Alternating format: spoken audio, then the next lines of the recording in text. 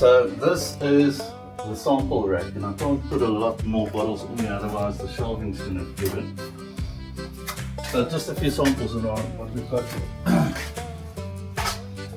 This was made out of red wine. It's a Blitz, 42%. You'll notice that most of my, let's call them Mampoer Moonshine, same thing, it's made from fruit, and the APVs, alcohol levels, are very low, because I try and bring as much flavour through on low alcohol levels, and that's where the craft comes into it. I've got other stuff here. This is an interesting one. This is a Bloody Mary. So what I did is I made Bloody Mary, and then I added some vodka in it with all the spices and everything, and then I distilled it, and it came out And tasting like a Bloody Mary. When you say all the spices, did it have like Tabasco? And all those Tabascos and what else was in there? Worcester sauce. And even black pepper. Black pepper. And there was some greenery in there and everything. It really tasted like a very nice Bloody Mary, and then I distilled it. And it came out very nice. I mean, you smelled it. Yeah. And it smells like Bloody Mary. It smells like Bloody Mary, yeah. So that was a nice, interesting one. What have we got here? This is, what's nachi? Nachi's No, nachi. nachi. Yeah. So this is a nachi that I made. But I added the peel into it as well before I did the final distillation, and this came out very nice. I actually got some of this in a barrel and making brandy on it. Let's just go through a few. I mean, we've got a bit of time. This is limoncello. It's made out of lemon peel. But what I did is I didn't add any sugar. So what I want to do is I've got a specific formula with different types of sugars that I'm going to add to this, and then make it to type of liqueur, and this will go to the competition as a liqueur. Interesting as well. This I did June last year already. Okay. This is a limoncello I made with sugar, but it was just an experiment. You could see there's still sediment at the top, so it was just playing around. You can never take this to a competition. And it was done with inverted sugars. What have we got here? This is peach.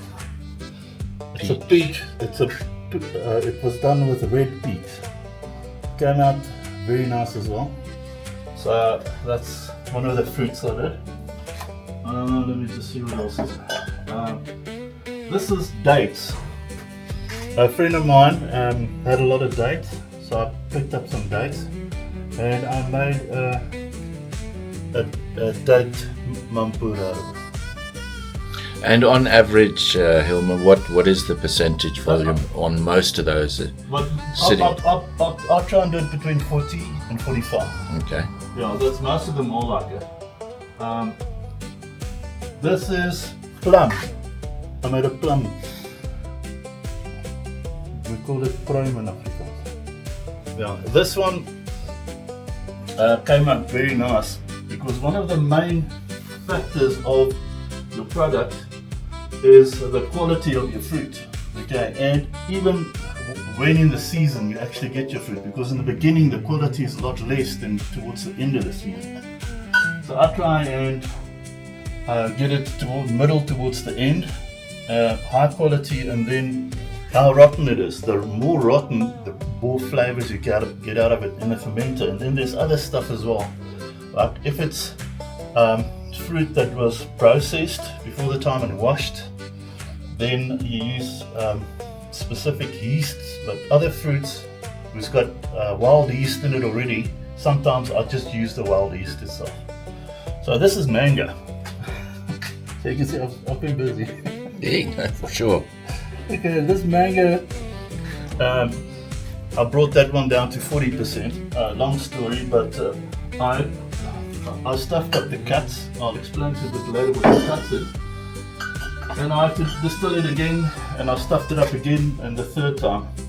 Luckily, it pulled through flavours, but I think next time I'll do it better. This is a tomato I did. But what I did is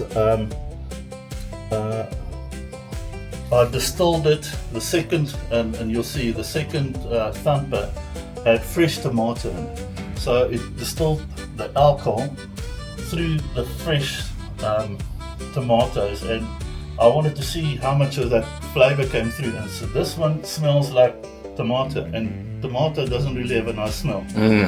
But you can definitely smell the tomato. So that was a nice experiment as well. What have we got here? Apricots. This apricots, I got a lot of apricots from a friend, but it was very early in the season. So it did come through, but next time I'll do it later in the season. This is an interesting one. It's baju. So I did this last year.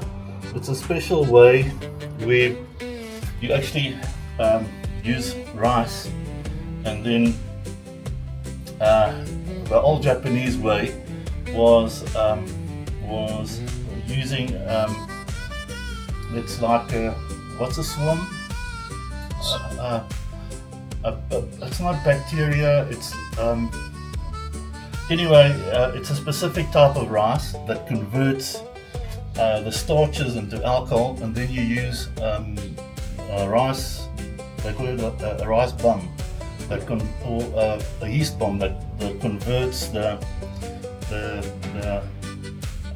sugars into alcohol. So it's a traditional way of doing it, and I think you had a taste.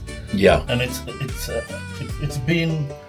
I mean, I did it last year June. That one's 60%. Yeah, that's the traditional alcohol level for baju, and that's why I left it like it. So this one was interesting. It's got an interesting taste as well. Different projects. What have we got here? South Africans, amarula. So this is an amarula I did a few months ago. March. Yeah, this is the final. So last month I actually did this one. It still needs to stand for a while, but this one came out very nice. Because the amarulas were picked up under the tree, it had a lot of wild yeast, so I did that one with wild yeast. Let's see what else we got here. Gin. Now this gin is interesting. It's a gin I made